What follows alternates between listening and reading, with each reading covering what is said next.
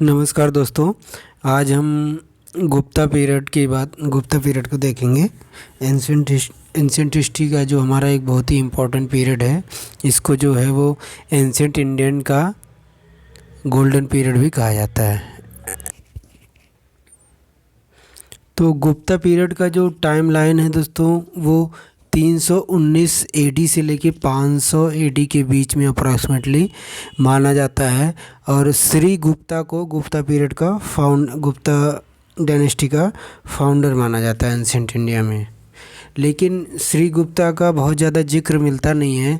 तो अगर हम गुप्ता पीरियड के फर्स्ट पावरफुल रूलर की बात करें तो चंद्रगुप्त फर्स्ट है। जो वाकाटक किंग है वाकाटक किंग प्रवरसेन फर्स्ट ने 4 अश्वमेध यज्ञ जो है वो परफॉर्म कराया था। तो क्वेश्चन डायरेक्ट आता है कि विच वाकाटक किंग परफॉर्म 4 अश्वमेध यज्ञ। तो Vakataka king Pravarasena first had perform 4 अश्वमेध यज्ञ। जो प्रवरसेन 2 था उसने सेतुबंधा लिखा है। सेतुबंध नामक एक लिटरेचर है, उसको इसने लिखा था। वाकाटका किंग प्रवरसेन 2। उसके बाद दोस्तों जो गुप्ता डायनेस्टी में जो समुद्रगुप्त था, समुद्रगुप्त को इंडिया का नेपोलियन कहा जाता है। तो he is called Napoleon of India. और इसको नेपोलियन ऑफ इंडिया क्यों कहा जाता था? क्योंकि इसका जो ग्रेट मिलिट्री कॉन्क्वेस्ट था। जो नेपोलियन था वर्ल्ड हिस्ट्री में, तो वो भी जो है पूरे वर्ल्ड में बहुत ज़्यादा अपने मिलिट्री कॉन्क्वेस्ट, मिलिट्री विजय अभियान के लिए जाना जाता था। सेम तरीके से एंशिएंट टाइम में नेपोलियन था, तो सेम टाइम में समुद्रगुप्त था। तो इसीलिए समुद्रगुप्त को इंडिया का नेपोलियन कहा जाता है। और इसको नेपोलियन कहने वाले जो फर्स्ट टाइम किसने कहा था? तो जो हिस्टोरियन थे एवी स्मिथ। तो एवी स्मिथ ने, जो अर्ली इंडियन हिस्टोरियन हैं, इन्होंने समुद्रगुप्त को नेपोलियन ऑफ इंडिया कहा है। उसके बाद दोस्तों समुद्रगुप्त का जो टाइटल था वो क्या था? पृथ्वीय प्रथम वीर। तो समुद्रगुप्त अपने आप को क्या कहता था? पृथ्वीय परम वीर, पृथ्वीय परम। उसके बाद आता है चंद्रगुप्त 2। तो दोस्तों चंद्रगुप्त 2 जो है अपना काफ़ी सारे नाम बदलता था। इसके कई सारे नाम थे, जैसे इसको देवगुप्त कहा जाता था, देवश्री कहा जाता था, यह सबसे ज़्यादा फेमस टाइटल इसका है विक्रमादित्य। विक्रमादित्य। चंद्रगुप्त 2 जो था वो फर्स्ट गुप्ता रूलर था जिसने जो है वो परम भगवता का टाइटल एज्यूम किया था। दोस्तों गुप्ता डायनेस्टी में कई सारे ऐसे रूलर हैं जिन्होंने परम भगवता के टाइटल को एज्यूम किया था। लेकिन अगर आपसे पूछता कि first Gupta ruler who assume the title of परम भगवता, तो वो चंद्रगुप्त 2 ही था। दोस्तों जो दिल्ली में मेहरौली आयरन पिलर इंस्क्रिप्शन है, उसमें चंद्रगुप्त 2 को चंद्र नाम से कहा गया है। और इसको विष्णु का डिवोटी कहा गया है, क्योंकि जो लॉर्ड विष्णु का सिंबल है गरुड़, वह जो है वो इसमें क्या है, इंस्क्राइब किया गया है। मतलब इसमें उसकी खुदाई की गई है, उसमें उसकी आकृति बनाई गई है। तो Mehrauli iron pillar inscription is associated with Vikramaditya और चंद्रगुप्त 2। ऐसा माना जाता है दोस्तों कि जो मेहरौली आयरन इंस्क्रिप्शन था, ये इनिशियली ये कहाँ पे था? तो ये उड़ीसा के उदयगिरी हिल्स में था। लेकिन बाद में क्या हुआ कि दूसरे अलग अलग जगह पे इसको उखाड़ कर ले आया गया और अंततः इसको दिल्ली के मेहरौली में इसको स्थापित कर दिया गया। दोस्तों दिल्ली के मेहरौली में जो कुतुब मीनार का जो क्षेत्र है, उसमें एक मस्जिद है, कुआत उल इस्लाम मॉस्क्यू। तो कुआत उल इस्लाम मॉस्क्यू, कुतुब मीनार के नियर में जो कुआत उल इस्लाम मॉस्क्यू है, वहीं पे है ये मेहरौली आयरन पिलर इंस्क्रिप्शन।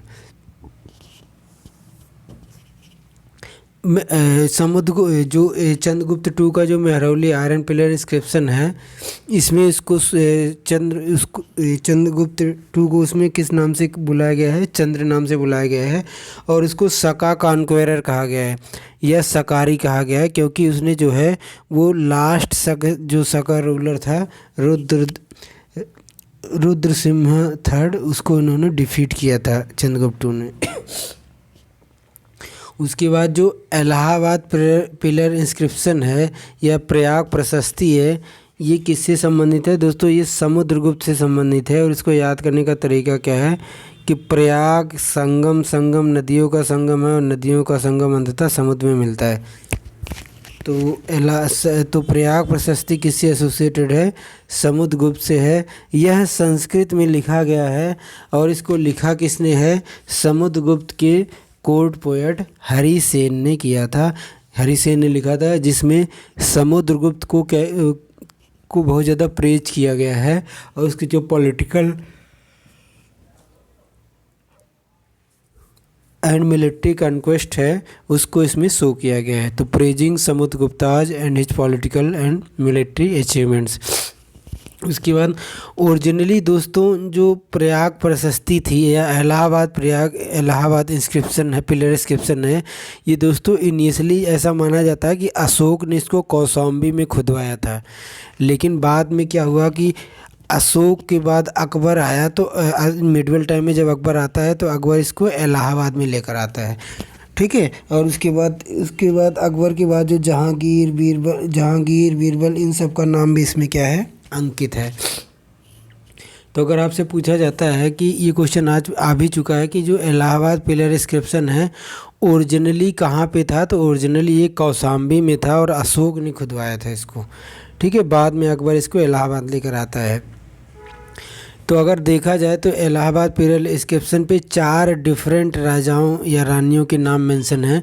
तो 4 डिफरेंट इंस्क्रिप्शन इस पे इंस्क्राइब किया गया है। जैसे अशोक, याद है हमें जब स्टार्टिंग में ये अशोक ने करवाया था इसको, तो अशोक का ब्राह्मी स्क्रिप्ट में अशोक का इंस्क्रिप्शन है इस पे। और उसके बाद अशोक की वाइफ जो करुआकी थी उसने भी इस पे इंस्क्रिप्शन खुदवाया था। और उसके बाद जो समुद्रगुप्त है,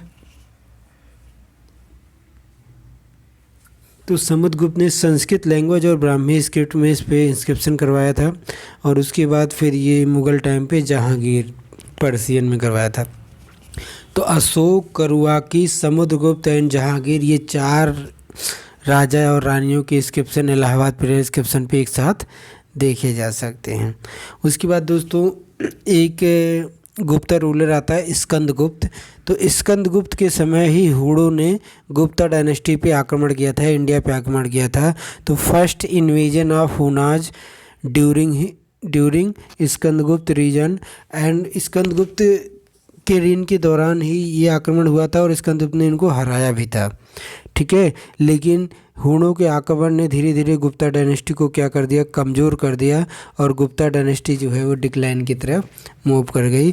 तो अगर हमसे पूछता है कि फर्स्ट इन्वेजन ऑफ हुनाज किसके दौरान हुआ था? स्कंदगुप्त के दौरान हुआ था। स्कंदगुप्त ने हुना को हराया था, लेकिन कई बार आक्रमण से गुप्ता डायनेस्टी जो है कमज़ोर होना स्टार्ट हो गई, और हुणों का आक्रमण गुप्ता डायनेस्टी के डिसइंटीग्रेशन का एक मेन कारण हो जाता है। और स्कंदगुप्त के बारे में सारी जानकारी हमें जो है दोस्तों उत्तर प्रदेश का जो गाजीपुर है वहाँ पे एक भीतरी गांव है, तो वहाँ पे एक इंस्क्रिप्शन मिला था जिसको भीतरी पिलर इंस्क्रिप्शन कहते हैं। उसके बारे में, उससे हमें स्कंदगुप्त के बारे में सारी चीज़ें, मोस्टली ज़्यादातर चीज़ें क्या होती हैं वो पता होती हैं। तो अगर हम ये देखें कि causes of downfall of Gupta empire, तो एक कारण है कि हुना इन्वेजन है, हुणों का आक्रमण था। दूसरा क्या था दोस्तों? गुप्ता डायनेस्टी एक फ्यूडल एडमिनिस्ट्रेशन था।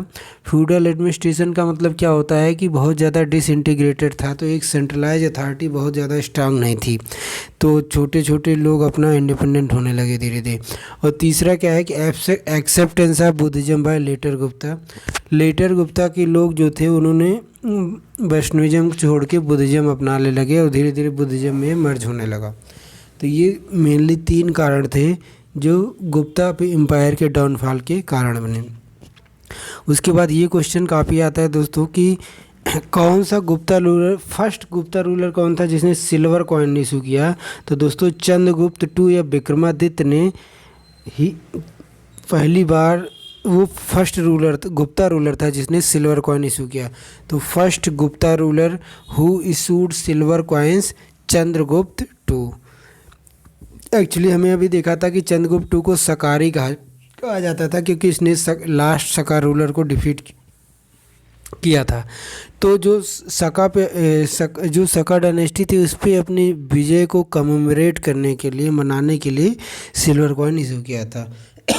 तो to commemorate victory over Saka, silver coin was first issued by Gupta ruler Chandragupta two. उसके बाद है when Huna invasion ended Roman empire in 3rd century AD. दोस्तों 3rd सेंचुरी एडी के बाद, उससे पहले इंडिया का रोमन एम्पायर के साथ बहुत अच्छा ट्रेड चलता था, लेकिन 3rd सेंचुरी में जब हुडों के आक्रमण ने पूरे सेंट्रल एशिया को और साथ में रोमन एम्पायर को एकदम बर्बाद करके रख दिया, तब कोई ट्रेड का ऑप्शन बचा नहीं। तो उस समय इंडियन मर्चेंट जो हैं वो कहाँ पे रिलाई करने लगे? साउथ ईस्ट एशिया के ट्रेड पे, क्योंकि अब जो वेस्ट वाला डोर था वो बंद हो चुका था ट्रेड का। North Indian trade during Gupta period. दोस्तों गुप्ता पीरियड के दौरान जो नॉर्थ इंडिया का ट्रेड है मोस्टली ताम्रलिप्ति से होता था। अभी हमने देखा था कि गुप्ता पीरियड के स्टार्टिंग के दौरान ही हुडों का आक्रमण हो गया था, और हुडों के आक्रमण के कारण, हुडों का आक्रमण गुप्ता डायनेस्टी पे तो हुआ ही स्कंद के गुप्त के दौरान, साथ में सेंट्रल एशिया और रोमन एम्पायर में भी हुआ था, तो वहाँ से ट्रेड रूट सब बंद हो गया था। तो मेजर ट्रेड जो गुप्ता पीरियड के दौरान नॉर्थ ईस्ट, ये साउथ ईस्ट एशिया से होता था। तो बंगाल में एक पोर्ट था एंशिएंट टाइम में, ताम्रलिप्ति। ताम्रलिप्ति जो एक मेजर पोर्ट था जहाँ से पूरे नॉर्थ इंडिया का ट्रेड जो है गुप्ता पीरियड के दौरान होता था। और इसके अलावा और कई सारे पोर्ट थे, लेकिन मेन पोर्ट कौन था? ताम्रलिप्ति था। इसके अलावा भरूच पोर्ट था, कल्याण पोर्ट था, ठीक है, एंड कैम्बे पोर्ट था। ये सब कई सारे मेजर पोर्ट थे। उसके बाद हमें दोस्तों एंशिएंट टाइम में जो श्रेणी होते थे, या जिनको इंग्लिश में गिल्ड्स कहते थे, तो श्रेणी या गिल्ड सिस्टम क्या होता था? दोस्तों ये श्रेणी या गिल्ड सिस्टम क्या होता था? हमें पता है कि एंशिएंट टाइम में बाजार व्यापारियों का कारवां चलता था, एक झुंड का झुंड व्यापारी से घूमते रहते थे। तो उस झुंड का एक प्रमुख होता था, श्रेणी बनाया जाता था जिसको श्रेणी प्रमुख कहते थे, जो उस पूरे झुंड या कारवां पे नियम कानून को व्यवस्थित करता था और उनकी सैलरी को, उनके पेंशन को, साथ में उनके लिए अगर कोई न्याय करना हो तो वो सारी उस पूरे कारवां के लोगों के लिए, तो वो काम श्रेणी या गिल्ड करते थे। तो श्रेणी और guild system of ancient India, ये यूपीएससी में आया हुआ क्वेश्चन है, किससे एसोसिएटेड था? तो फर्स्ट था कि श्रेणी look after wages and rules of work and standard and prices were fixed by the guild.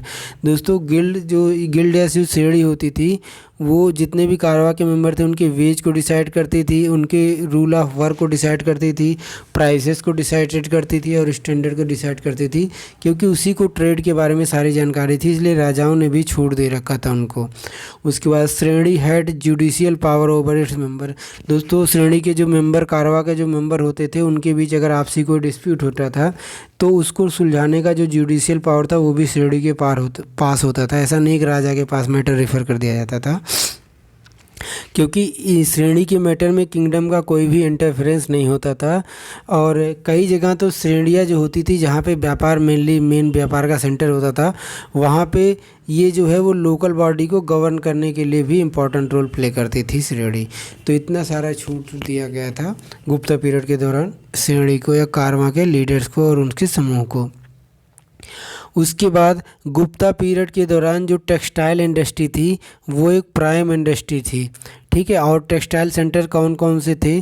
तो textile industry was prime industry of Gupta period and Tamralipti, Arikamedu, Muziris and Kaveripattinam are the major port dealing with textile. दोस्तों ताम्रलिप्ति अभी हमने देखा बंगाल में था।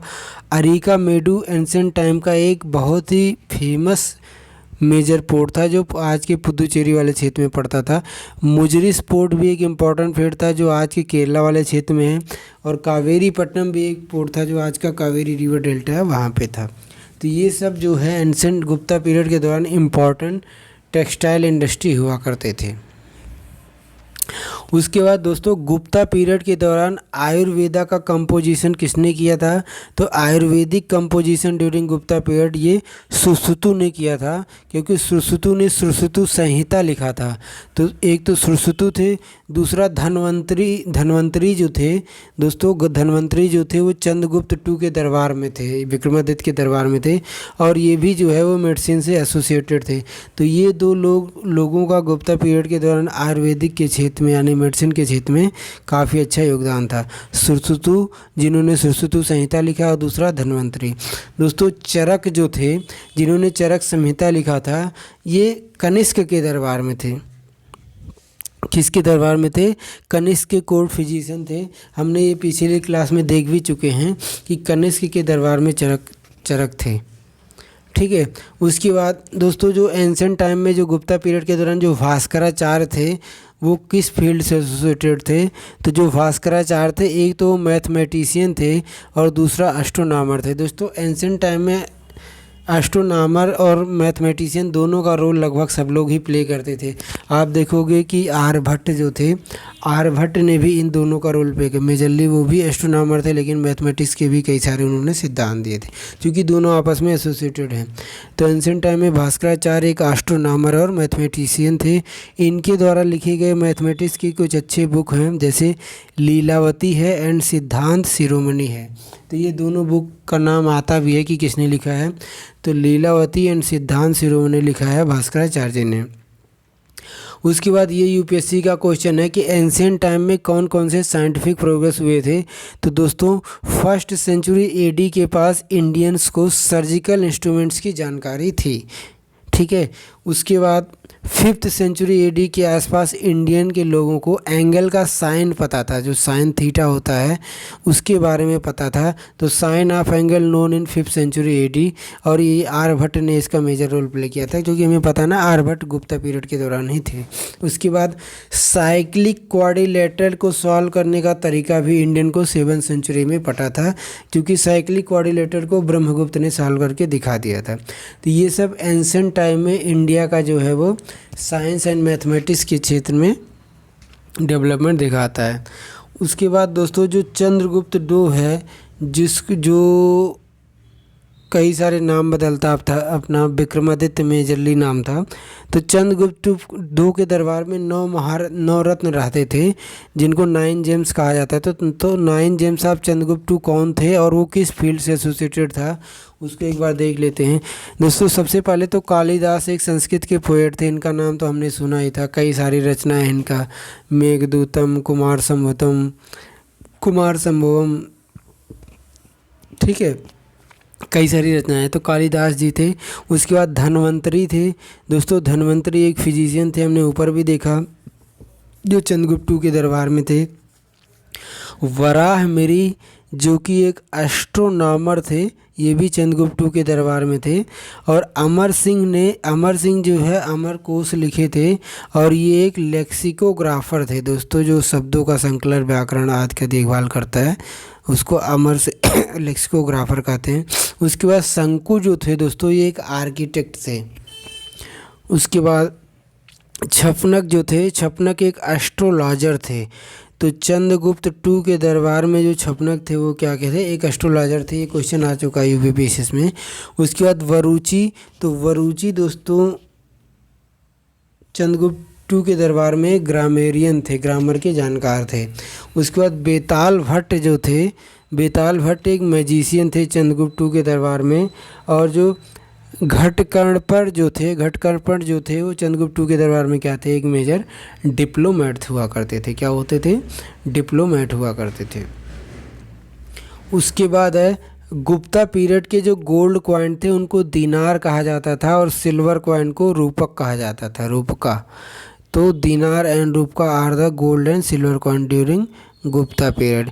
उसके बाद है कि फर्स्ट गुप्ता रूलर कौन था जिसने कॉइन इशू किया है। दोस्तों अभी जो हम पढ़कर आ रहे हैं वो हमने पढ़ा था कि first Gupta ruler who issued silver coin, तो वो तो चंद्रगुप्त टू था। लेकिन अगर पूछता है कि किस गुप्ता रूलर ने सबसे पहले एक कॉइन इशू किया था, तो चंद्रगुप्त फर्स्ट ने इशू किया था। दोस्तों चंद्रगुप्त फर्स्ट जो था वो गुप्ता रूलर का फर्स्ट मेजर किंग था, क्योंकि श्रीगुप्त ने चंद्रगुप्त डायनेस्टी के की स्थापना तो की थी, लेकिन वो कोई उन्होंने बहुत ज़्यादा दिन तक रहे थे और उन्होंने कोई मेजर डेवलपमेंट नहीं किया था। तो first Gupta ruler who issue coins Chandragupta two. और सिल्वर कॉइन्स की अगर बात आती है तो सिल्वर कॉइन किसने लिखा था सबसे पहले किसने इशू किया था? First Gupta ruler who issue silver coin Chandragupta two. ठीक है। उसके बाद है दोस्तों गुप्ता पीरियड में जो जितने भी नाटक लिखे गए हैं, चाहे कालिदास के हों या किसी भी लिटरेरियन के, उसके जो वोमन और निम्न वर्ग के पात्र होते थे वो हमेशा क्या बोलते थे? प्राकृत भाषा बोलते थे। क्योंकि दोस्तों संस्कृत जो है वो उच्च वर्ग की भाषा थी और प्राकृत जो है वो निम्न वर्ग की भाषा थी। तो इन नाटकों में जो निम्न वर्ग के पात्र होते थे, छोटे मोटे पात्र होते थे, वो प्राकृत भाषा बोलते थे, जो कि संस्कृत से ही डेवलप उसका बिगड़ा हुआ एक रूप है, मतलब सरलीकरण का एक रूप है। उसके बाद गीता जो कि महाभारत का पार्ट है, उसका मेन टीचिंग क्या है? निष्काम कर्म। दोस्तों सती प्रथा का पहला एविडेंस कहाँ पे मिलता है? तो फर्स्ट एविडेंस ऑफ सती प्रथा कहाँ पे मिलता है? Iran inscription. समुद्रगुप्त का जो ईरान इंस्क्रिप्शन है उसमें सती प्रथा का पहला एविडेंस मिलता है कि एक जो औरत है वो अपनी पति की मृत्यु के बाद जो है वो जो शवदाह होता है उसमें बैठ जाती है। इसका एक वर्णन आता है ईरान इंस्क्रिप्शन में। ठीक है। तो इंडिया में फर्स्ट एविडेंस ऑफ सती प्रथा कहाँ पे मिलता है? ईरान इंस्क्रिप्शन पे मिलता है। उसके बाद है गुप्ता संवत स्टार्टेड बाय चंद्रगुप्त वन। दोस्तों गुप्त संवत की स्थापना जो है फर्स्ट जो Gupta ruler, important Gupta ruler जो था चंद्रगुप्त फर्स्ट, उसी ने किया था। और उसका कमेमोरेशन ईयर जो है वो 319 AD है। तो 319 AD से गुप्ता संवत की स्थापना मानी जाती है। यहाँ पे एक क्वेश्चन है साथ ही है, तो हम देख लेते हैं कि किस किंग को कौन सा टाइटल मिला हुआ था। जैसे अशोक को दोस्तों देवानम प्रिय और प्रियदर्शन कहा जाता था, मतलब देखने में प्रिय, ये उसने टाइटल होल्ड कर रखा था। समुद्रगुप्त दोस्तों, समुद्रगुप्त को पराक्रमानक माना जाता था। क्या कहा जाता, अपने आप को क्या कहता था? पराक्रमानक, मतलब पराक्रमी, बहुत बड़ा पराक्रमी समुद्रगुप्त, जो कि नेपोलियन था ना एंशिएंट मिलिट्री कॉन्क्वेस्ट के कारण। तो समुद्रगुप्त को पराक्रमक माना जाता था। चंद्रगुप्त दो को विक्रमादित्य का टाइटल था, हमने देखा ही। और स्कंदगुप्त को क्रमादित्य का टाइटल था। विक्रमा नहीं, वीआई हटा दो तो क्या बचता है? क्रमादित्य। तो स्कंदगुप्त को कौन सा टाइटल मिला हुआ था? क्रमादित्य। स्कंद के यहाँ भी है और के यहाँ भी है, ठीक है, ऐसे भी याद रख सकते हैं। उसके बाद दोस्तों गुप्ता पीरियड का एक इम्पॉर्टेंट फीचर ये था कि लेटर गुप्ता पीरियड में टाउन्स का ग्रेजुअल डिक्लाइन हो गया था, क्योंकि ट्रेड जो है वो रोमन एम्पायर से बंद हो गया था। और इसका एकदम पुख्ता साक्ष्य जो है वो एमपी के मंदसौर में मिलने वाले मंदसौर इंस्क्रिप्शन से मिलता है। तो gradual decline of towns was important feature of Gupta period and it is written in Mandsaur inscription. उसके बाद है Gupta dynasty donated maximum villages to temples and Brahmans. दोस्तों एक्चुअली वैसा माना जाता है, आप पढ़ोगे अगर गुप्ता डायनेस्टी के बारे में, कि गुप्ता डायनेस्टी के जो लोग थे एक्चुअल में वो वैश्य थे, लेकिन ब्राह्मणों ने उनको ब्राह्मण बना दिया था।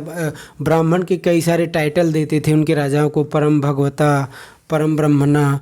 तो इस सब के कारण जो गुप्ता डायनेस्टी के लोग थे ब्राह्मणों से बहुत ज़्यादा खुश थे और ब्राह्मणों को और टेम्पल्स को बहुत सारे लैंड डोनेट करते थे, टैक्स फ्री लैंड डोनेट करते थे। तो इसीलिए ये स्टेटमेंट है कि Gupta dynasty donated maximum villages to temples and Brahmans. Actual में ये बनिया थे, लेकिन ब्राह्मणों ने इनको ब्राह्मण बनाता है, तो इसलिए मंदिर और ब्राह्मणों के प्रति बहुत ज़्यादा ये उदार थे। उसके बाद है एंशिएंट इंडिया का गोल्डन एज किसे कहा जाता है? तो golden age of ancient India is known as Gupta age. Gupta period को एंशिएंट इंडिया का गोल्डन एज कहा जाता है। और अगर आपसे पूछता है कारण क्या है इसका, तो इसका सबसे बड़ा कारण यह है कि दोस्तों गुप्ता पीरियड के दौरान आर्ट और आर्किटेक्चर का जितना डेवलपमेंट हुआ उतना कभी नहीं हुआ है। तो golden age of ancient India क्या है? गुप्ता एज है, due to huge development of art and architecture. उसके बाद है दोस्तों एंशिएंट टाइम में देखें तो गुप्ता पीरियड के दौरान महिलाओं की स्थिति बहुत ही बुरी थी, ठीक है, मतलब उनको निम्न क्वालिटी का समझा जाता था। तो एक क्वेश्चन ये आता है कि एंशिएंट टाइम में एकमात्र समय वह कब था जब महिलाएं जो हैं वो मैन के इक्वल राइट्स को एंजॉय करती थी, क्योंकि उसके बाद कभी भी महिलाओं को इक्वल समानता नहीं मिली आयन आज तक। तो ये वैदिक एज था दोस्तों। Except Vedic age women never enjoy equality with man in ancient India. और हम देखते हैं कि वैदिक एज में कई सारे सभा और समिति होती थी जिसमें महिलाएं जो है वो पार्टिसिपेट करती थी, राजाओं से कुछ उनकी अकाउंटेबिलिटी फिक्स करवाती थी। और कई सारे महिलाओं ने तो कई सारे ऋचाओं की गणना की है, जैसे गार्गी जी ने किया है। ठीक है, तो वैदिक एज में ही केवल महिलाएं जो हैं वो पुरुषों के बराबर थी। उसके बाद पोस्ट वैदिक पीरियड के समय से ये जो है वो सोशल डिस्क्रिमिनेशन स्टार्ट हो जाता है। उसके बाद दोस्तों गुप्ता पीरियड के दौरान लैंड रेवेन्यू कितना होता था? तो land revenue rate during Gupta period 1/6 होता था। तो जो है 1/6 पार्ट जो था, 1/6 पार्ट जो होता था वो क्या होता था? लैंड रेवेन्यू होता था ड्यूरिंग गुप्ता पीरियड। और इस लैंड रेवेन्यू को जो 1/6 होता था इसको उदरंग कहा जाता था या भाग कहा जाता था। और अगर हम हिंदू दोस्तों, गुप्ता पीरियड जो है वो हिंदू लॉ के अकॉर्डिंग चलता था। तो जो हमारे रिलीजियस बुक है, हिंदू रिलीजन से संबंधित जो रिलीजियस बुक है, उसके अनुसार जो वैलिड टैक्स है वो 1/6 ही है। और यही गुप्ता पीरियड लेते थे गुप्ता पीरियड के राजा जो।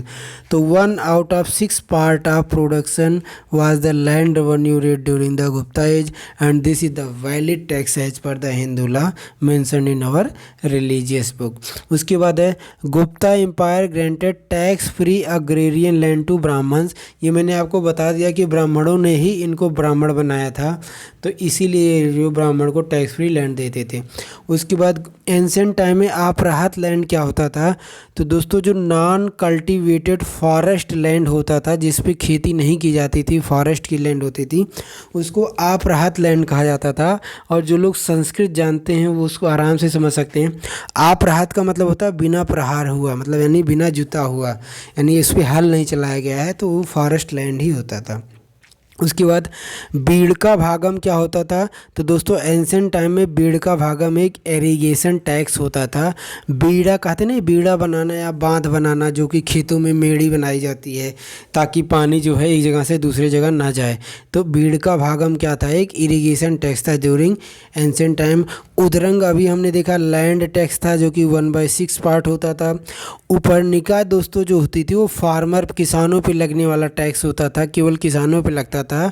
और हिरण्य जो था, हिरण्य कैश पे टैक्स होता था, जो लोग कैश लेते थे ज़्यादा अमाउंट में तो उस पर उनको टैक्स लगता था, वो हिरण्य टैक्स था, कैश टैक्स था। उसके बाद ये क्वेश्चन आता है कि जो 3rd सेंचुरी एडी में यानी 300 एडी के आसपास वारंगल जो था किस चीज़ के लिए फेमस था? तो in 3rd AD Warangal was famous for iron implements.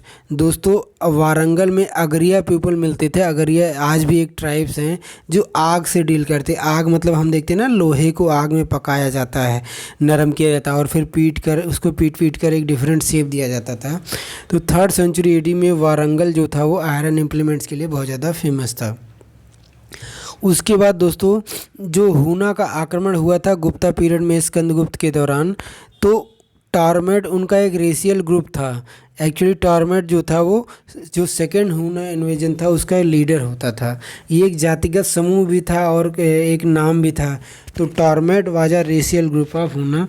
दोस्तों मैं आपको बता दूं कि हूण जो है, हूणों का जो आक्रमण हुआ था ऐसा नहीं था एक बार आए थे तो स्कंदगुप्त ने उनको हराया था, उसकी कुछ समय बाद फिर आक्रमण करते।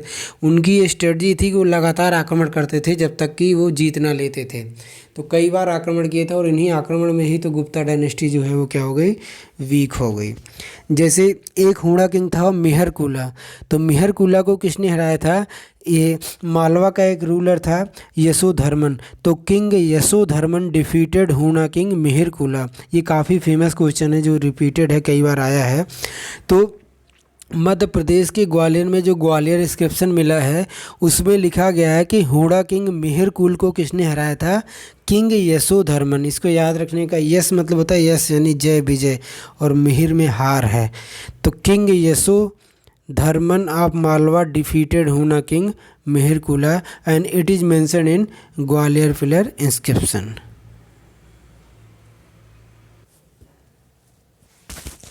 उसके बाद है चाइनीज ट्रेवलर जो था दोस्तों Sung Yun Chinese traveller Sung Yun India में कब आया था?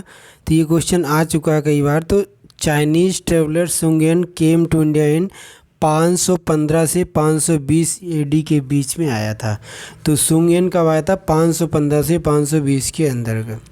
उसके बाद दोस्तों चंद्रगुप्त मौर्य का एक कंटेम्प्रेरी लिटरेरियन थे विशाखा दत्त। विशाखा दत्त ने मुद्रा राक्षस लिखा, ये हमने देखा ही था। तो मुद्रा राक्षस का सब्जेक्ट क्या है? तो विशाखा दत्त से मुद्रा राक्षस है, सब्जेक्ट क्या है? The court intrigues at the time of Chandragupta Maurya. तो चंद्रगुप्त मौर्य के कोर्ट दरबार से रिलेटेड विभिन्न पहलुओं को विशाखा दत्त के मुद्रा राक्षस में मेंशन किया गया है। ऐसा माना जाता है कि मुद्रा राक्षस विशाखा दत्त जो थे वो चंद्रगुप्त मौर्य के कंटेम्प्रेरी थे। उसके बाद एंसेंट टाइम में सारथवाहा क्या थे? तो दोस्तों सारथवाहा या सारथीवाह जो थे वो वैश्य वर्ण के थे। वही जो श्रेणी अभी हमने पढ़ा था श्रेणी प्रमुख, वही होते थे। They sarthavaha were the head of trade guilds. ठीक है, कारवा का जो लीडर होता था वो सारथवाहा होता था। उसके बाद है दोस्तों जो गुप्ता एम्परर थे वो अपने आप को डिवाइन राइट्स क्लेम करते थे अपने ऊपर। वो कहते थे कि हमें जो है हमारे पास जो है सुपर नेचुरल पावर है, हमें भगवान ने शासन करने के लिए भेजा है। ठीक है, ये वो टाइटल को, और इसीलिए उनके कई सारे टाइटल होते थे, जैसे हमने देखा था भाई परम भगवता जैसे टाइटल। तो Gupta ruler claim divine rights for themselves, that is they have super natural origin and super natural power. और गुप्ता रूलर ने अभी हमने देखा है कि जो लैंड ग्रांट्स का ट्रेडिशन था उसको इन्होंने एक्सटेंड किया। सातवाहना ने टैक्स फ्री लैंड देना स्टार्ट किया था और गुप्ता पीरियड के दौरान ये बहुत ज़्यादा दिया जाने लगा। उसके बाद है इंडिया में चेस का जो गेम है कहाँ से ओरिजिनेट हुआ था? तो दोस्तों इंडिया में चेस का गेम जो है वो गुप्ता पीरियड के दौरान जो चतुरंग का खेल चलता था वहाँ से माना जाता है। तो game of chess is originated in India from Gupta period Chaturanga. उसके बाद है शूद्रक ने जो मृच्छकटिकम रचना लिखी है गुप्ता पीरियड के दौरान। मृच्छकटिकम मतलब क्या होता है? मृच्छकटिकम मतलब होता है क्ले आर्ट, मतलब मिट्टी का खिलौना। तो शूद्रक ने जो मृच्छकटिकम लिखा है उसका सब्जेक्ट क्या है? तो it tells about the love affairs of a rich merchant with the daughter of a courtesan. एक जो कोर्टिजन यानी जो दरबार में रहने वाली सेविका थी उसके पुत्री और एक धनी व्यापारी के प्रेम के बारे में मेंशन किया गया है शूद्रक के मृच्छकटिकम में। यह है क्या? एक्चुअल में यह एक नाटक है। उसके बाद है दोस्तों जो 6 आस्तिक दर्शन हैं उनको एक बार हम देख लेते हैं। जैसे सांख्य दर्शन। तो दोस्तों सांख्य दर्शन जो था, सांख्य दर्शन को किसने प्रोपोनेंट किया था? तो कपिल मुनि ने किया था। तो सांख्य दर्शन के प्रवर्तक कपिल मुनि थे और उन्होंने सांख्य श्रुत लिखा था। सांख्य दर्शन कहता है कि केवल जो सेल्फ नॉलेज है यानी अपने बारे में जो नॉलेज है उसी से लिबरेशन और मुक्ति हो सकती है और किसी भी दूसरे एक्सटीरियर एजेंट से नहीं। तो only self knowledge leads to liberation and not any exterior agent, और it accept the theory of rebirth and transmigration of soul। दोस्तों जितने 6 हैं सब जो है ट्रांसमाइग्रेशन ऑफ सोल और थ्योरी ऑफ रीबर्थ को मानते हैं। क्योंकि रीबर्थ हो रहा है तो सोल तो माइग्रेट ही कर रहा है ना। उसके बाद योग दर्शन के प्रवर्तक दोस्तों पतंजलि हैं। ठीक है, और इनको पतंजलि को योगा का इन्वेंटर माना भी जाता है। 21 जून को हमें पता है इंटरनेशनल योगा डे मनाया जाता है। और पतंजलि ने अष्टांग योग का सिद्धांत दिया था। अष्टांग योग में क्या क्या आता है? यम, नियम, आसन, प्राणायाम, प्रत्याहारा, धरना, ध्यान एंड लास्ट होता है समाधि। दोस्तों ऐसा नहीं है कि योग जो शब्द है पतंजलि ने ही दिया था। पतंजलि से बहुत पहले जो है योग जो है उपनिषद टाइम से ही मेंशन है कई बार।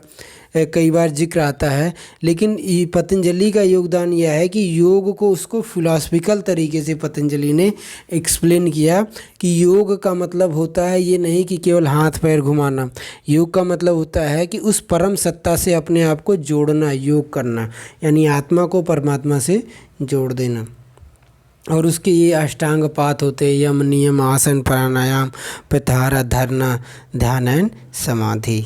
उसके बाद है पतंजलि। दोस्तों पतंजलि किसके कंटेम्प्रेरी थे? तो जो सुंग डायनेस्टी का जो मेजर रूलर था पुष्यमित सुंग के समकालीन थे पतंजलि। और पुष्यमित सिंह ने जो दशमेध यज्ञ करवाया था उसमें पतंजलि ने पार्टिसिपेट भी किया था। और पतंजलि ने कौन सी बुक लिखी है? दोस्तों पतंजलि ने महाभाष्य लिखा है, जो कि पाणिनि के अष्टाध्यायी पर एक ट्रीटी है। उसके बाद नव्य न्याय स्कूल के फाउंडर कौन है? तो नव्य न्याय स्कूल के फाउंडर जो हैं वो गंगेश उपाध्याय जी हैं। कौन सा ऐसा फिलॉसफी है एंशिएंट इंडिया का जो कहता है कि live well as long as you live well even by borrowing, मतलब जब तक जियो एकदम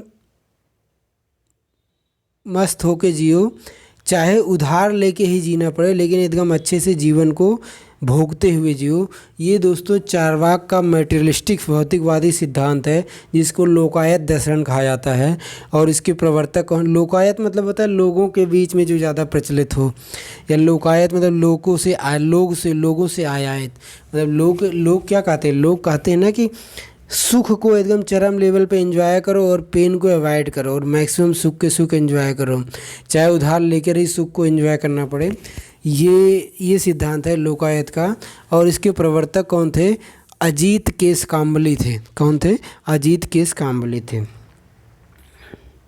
उसके बाद न्याय दर्शन के अभी हमने देखा नव्य न्याय का जो फिलॉसफी थे वो गंगेश उपाध्याय थे, लेकिन जो न्याय दर्शन है, न्याय दर्शन के प्रवर्तक कौन थे?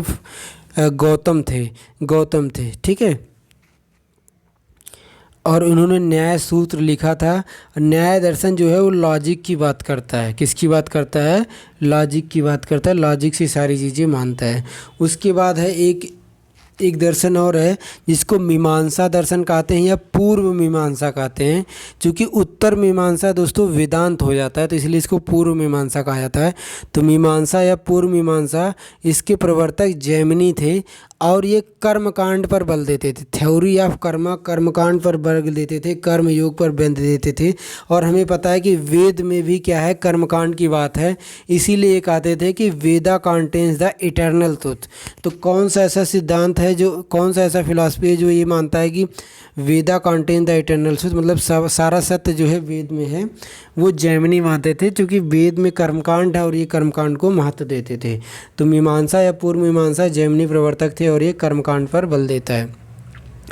तो यहाँ पे हमने देखा 6th ऑर्थोडॉक्स स्कूल, सांख्य दर्शन, कपिल मुनि, योग दर्शन, पतंजलि, न्याय, गौतमी, वैशेषिक के प्रवर्तक कणाद थे।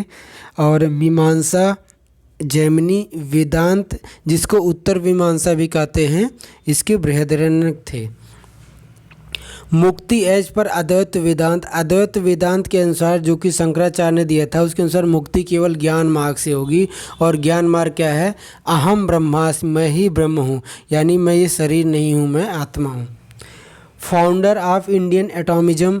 दोस्तों इंडियन एटॉमिज्म या कण का जो प्रवर्तक थे वो महर्षि कणाद को माना जाता है, क्योंकि वो जो है वो वैशेषिक स्कूल या वैशेषिक दर्शन के प्रवर्तक थे।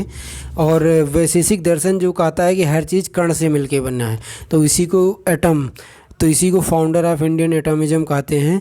और यहीं से फिजिक्स की बिगनिंग मानी जाती है। तो आज की क्लास जो है यहीं तक रखते हैं। जो गुप्ता डायनेस्टी है दोस्तों, ये काफ़ी बड़ा है, एक लेक्चर में नहीं हो पाएगा, तो एक लेक्चर और लेंगे इसमें। तो आज की क्लास यहीं तक है। धन्यवाद।